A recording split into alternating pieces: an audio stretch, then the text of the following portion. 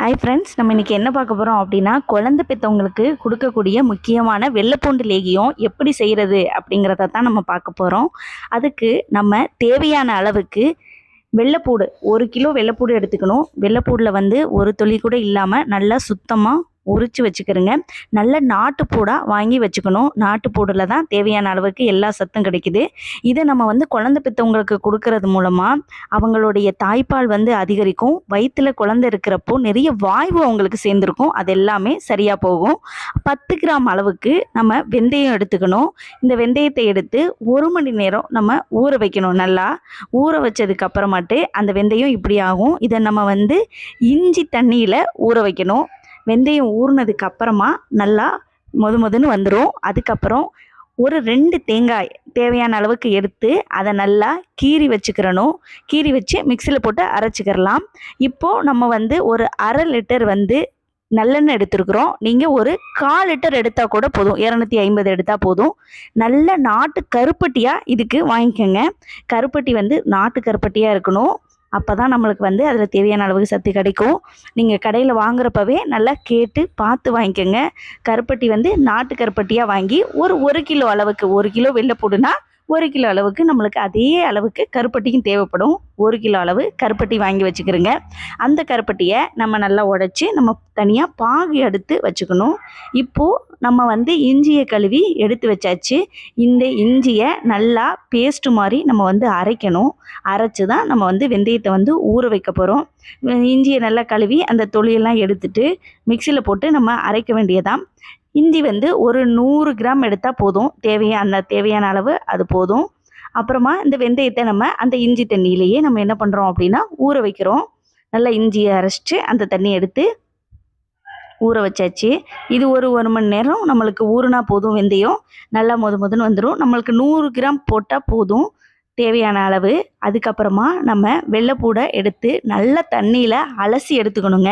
அதில் ஒரு சின்ன அளவுக்கு கூட அந்த வெள்ளைப்பூடைய தோல் வந்து இருக்கவே கூடாது. இருக்காத அளவுக்கு உங்களால் எவ்வளோ முடியுமோ அந்த அளவுக்கு நல்லா தொலியெல்லாம் க்ளீன் பண்ணி எடுத்து வச்சுக்கிறோங்க. தண்ணியில் போட்டு இந்த பாருங்கள் கழுவி எடுத்தாச்சு. அதில் ஒரு தோல் கூட இல்லாமல் நல்லா பார்த்து எடுக்கிறோம். ஒரு சின்ன தோலி கூட இருக்கவே கூடாது.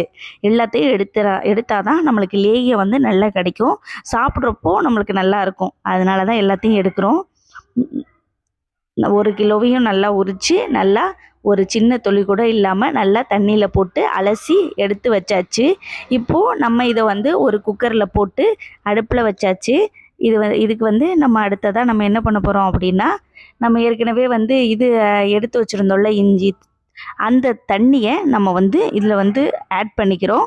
இஞ்சியை அரைச்சி அந்த தண்ணியை கொஞ்சம் இதில் ஆட் பண்ணிக்கணும். அந்த வெந்தயம் ஊறுறதுக்கும் நம்ம அதில் போட்டுக்கணும். அப்புறம் நம்ம எடுத்து வச்ச தேங்காயை நல்லா அரைச்சிட்டு அதில் இருந்து பால் எடுத்துக்கணும்.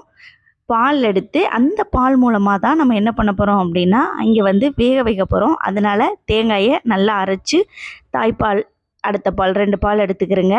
2 பால் எடுத்து தாய்ப்பால் ஏற்கனவே எடுத்தாச்சு. அப்புறம் 2வது பாலும் இந்த எடுத்தாச்சு. இப்போது இதை நம்ம வந்து வெள்ளைப்பூடில் அதிலையே நம்ம ஊற்றுறோம். ஊற்றி அந்த இஞ்சி தண்ணியோட இதையும் சேர்த்து நம்ம வேக வைக்க போகிறோம்.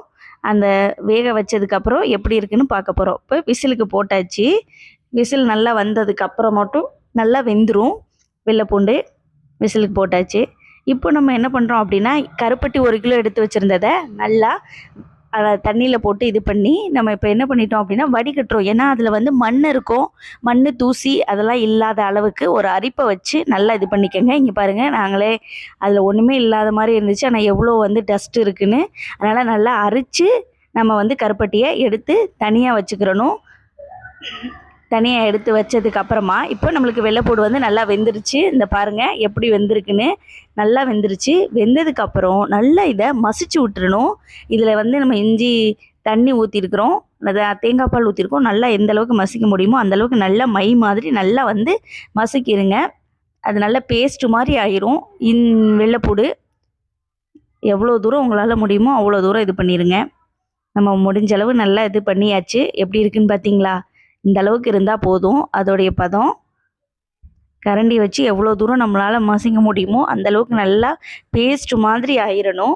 வெள்ளைப்பூடு, அந்த தண்ணி எல்லாம் ஒன்றா இது மிக்ஸ் ஆயிரணும். இப்போ நம்ம கருப்பட்டி எடுத்து வச்சுருந்தோம்ல தண்ணி பாகு காய்ச்சி, அதை நம்ம அடுப்பில் எடுத்து வச்சாச்சு திருப்பியும். ஏன்னா இதில் தான் நம்ம எல்லாத்தையும் போட்டு மிக்ஸ் பண்ணி செய்ய போகிறோம்.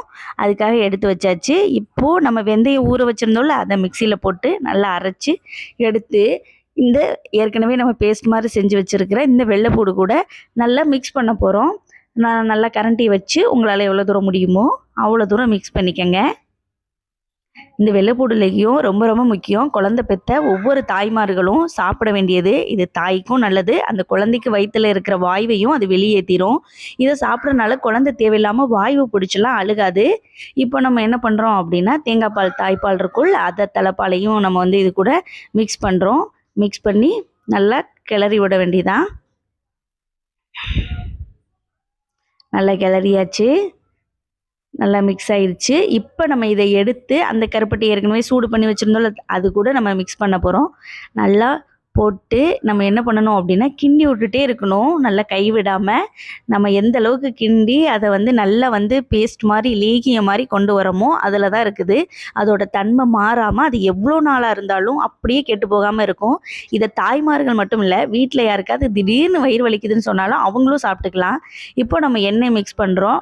இதுக்கு நீங்கள் நல்லெண்ணெய் தான் வாங்கணும். நல்லெண்ணெய் தான் அந்த கர்ப்பிணி அந்த குழந்தை பெற்று அவங்களுடைய எலும்புகளுக்கு அது ரொம்ப ஸ்ட்ராங்காக இருக்கும். உங்களால் முடிஞ்ச அளவு நல்லெண்ணெயை சுத்தமான நல்லெண்ணெயாக வாங்கி நல்லா மிக்ஸ் பண்ணிக்கங்க. அதில் நல்லா ஊற்றி கிளறிட்டே இருக்கணும், அது நல்லா கிண்டிகிட்டே இருக்கணும். அந்த வெள்ளைப்பூண்டு ஏற்கனவே இருக்கிறது எல்லாம் நல்லா மிக்ஸ் ஆகணும். உங்களால் முடிஞ்ச அளவு கை எடுக்காமல் கிண்டிகிட்டே இருக்கணும். அது கிண்டி ஓரளவுக்கு இருந்தால் பாருங்கள் பதம் எப்படி வந்துருச்சுன்னு. இந்த மாதிரி பதம் வரணும். இது மட்டும் இல்லை, நல்லா எண்ணெய் விடணும். எண்ணெய் விட்டால் தான் அது எவ்வளோ நாள் ஆனாலும் அப்படியே இருக்கும், கெட்டு போகவே போகாது. இதை நம்ம சாப்பிட்டு ஒரு கிளாஸ் வெந்நி குடித்தா போதும், வாய்வு பிரச்சனைங்கிறது நம்ம வாழ்க்கையில் வரவே வராது. இதை எல்லாருமே சாப்பிட்லாம், குழந்தையிலேருந்து பெரியவங்க வரைக்கும் எல்லாருமே சாப்பிட்லாம். முக்கியமாக இது குழந்தை பெற்றவங்க சாப்பிட்றப்போ அந்த தாய்க்கும் சரி குழந்தைக்கும் சரி அந்த வாய்வு பிரச்சனை வயிற்றில் இருக்கவே இருக்காது, எல்லாமே சரியாயிரும்.